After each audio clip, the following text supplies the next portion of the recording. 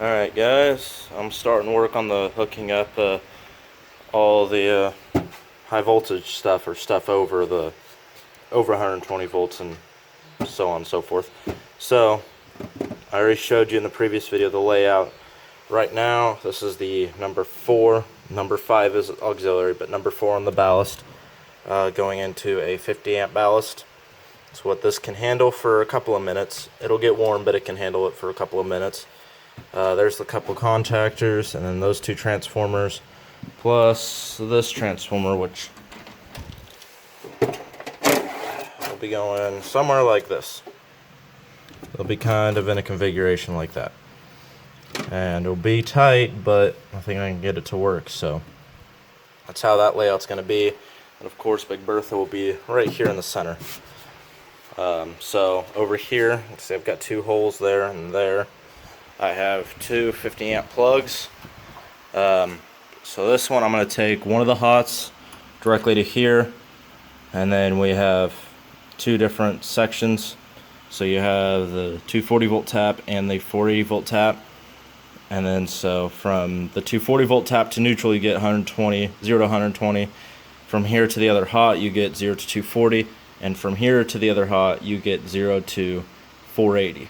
So and then it'll actually have a spare for the then you'll have one for the ground. So, and then up here you have your mains coming in, so ground, neutral, or on these it's actually ground. These are, I always forget the way these are, I don't know why, but I should always remember this, but ground, neutral, hot 1, hot 2. So one of the hots will go through down to there, the other hot will come over, and I'll crimp a connector to go right there onto the contactor.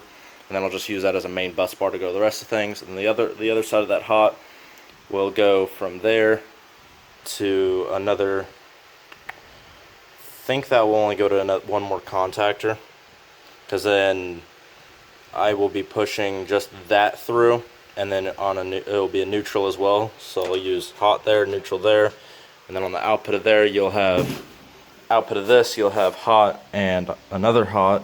So that's 240, and that's where I'll be able to handle most of the current. And then on here you'll have hot and then a 480 volt tap. So that's how that's going to be. And then I got to mount 2 plugs there, one for the output and one for the auxiliary. So that's how that's going to go. The auxiliary will take me not very long to tie in, but all the other stuff will take me a little bit, and it's already 8:17 at night, so I'm not going to do too much work, but I'm trying to still make parts of this and get out as much as I can. So I'm going to think I'll go ahead and wire up those and probably go ahead and put in the other 2 plugs real quick. So catch back up to you guys once I get that done. Alright guys, I got the connection here in, so just going from the hot right here down to the hot right there. And then I'm going to get I actually have a piece of green wire that I can use for a ground. That'll go from the grounds, and I'll probably put in a bus bar down here. And then ground the case, this should be grounded because it's got screws going in here and here. So I don't think I need to ground that, but I may just in case. And then here's the auxiliary connection. That's coming out, and it's connected here to both of the hots. Number 10, only technically rated for 30, but I could get 50 out of it. It's a short run, so I could get 50 out of it if I really wanted to. It's stranded, so I've got a little extra leeway. Solid number 10 is rated for 30 amps. Stranded number 10 I think is rated for 40 or something, or 50. It changes a little bit depending on stranded or solid by the skin effect and everything else. So I could probably actually get 70 out of this in short bursts, or maybe even 100 amps for a short period of time. I'm literally talking like 10, maybe 20 seconds before that wire gets a little too hot. But you know, I put 50 amps through a number 14 stranded, and it handled about 70 amps for about a minute or 2. So yeah, I could probably squeeze plenty of current through that. So yeah, that's that in, and this one's in there too, hole drilled. So that one is just going to have ground in both hots. I don't need the neutral. So that would just go to one of these cords.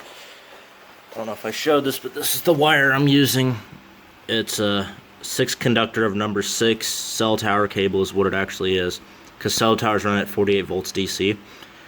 So this is 6 conductor number 6 black and red conductors, and then you have some grounds on the outside. So yep, that's the wire I'm using. I've got all let's see, all of that right there, and I've got about 50 feet on that reel over there. So that's what I've got for wire. So I'm gonna call it a night for tonight because it's almost 9 o'clock. It's actually only 8:40, but so that's that in there, and you can't see it, but it's right there. So next wires will be the other hot, neutral, and ground coming out of there, and the other 2 conductors coming out of there. So the 480 volt wire will actually come from there straight on over to contactor here, or I may go to this first contactor. I haven't decided yet. So yep, excuse me. So that should be this shouldn't actually take that long, because a lot of these are like all of these guys. I'll just need to be wire nutted into these guys and then selecting the taps on these. So like 3 amps, 2 amps, and 1 amp, and then 50 amps. It's the only range I have available right now, but I actually only want this ballasting mainly for precision. I really don't need insane amount of current, and then I want 50 over here for the maximum typical draw that I want to pull off this thing from a 50 amp source, of course. But so I can ballast it out, and so I don't throw the breaker. But when I really want to have fun, I can disable the ballast and go straight through the main contactor and squeeze several hundred amps through it. So anyways, that'll be it for tonight. Stay tuned for it should probably be getting wrapped up in about 2, maybe 3 parts, and then possibly a 4th part on top of that to showcase everything, and then I'll do a couple demos and everything. So yep, I got a hydraulic crimper here, and then all these are all just cell tower rated. Usually I think all these are number 6 to number 4 connectors, so all these are free too. So anyways, thank you guys for watching, and stay tuned for finishing this behemoth of a project up. I'll see you guys later.